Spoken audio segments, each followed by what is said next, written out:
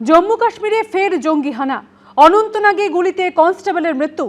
লালচকে কর্তব্যরত হেড কনস্টেবলকে জঙ্গিদের গুলি, হাসপাতালে মৃত্যু হয় তার।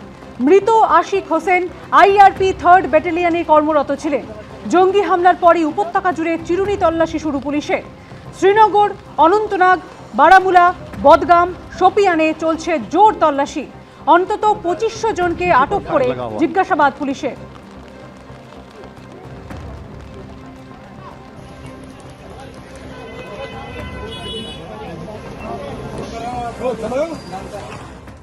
সপ্তম পে কমিশন গঠন করল রাজ্য সরকার। জারি অর্থ দফতরের বিজ্ঞপ্তি।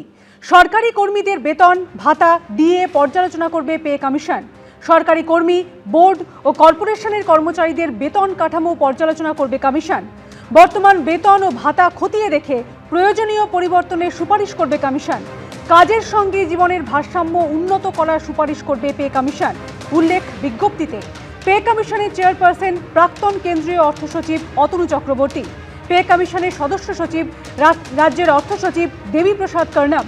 পে কমিশনের সদস্য সেন্টার ফর পলিসি রিসার্চের সিনিয়র ফেলো পার্থ মুখোপাধ্যায়।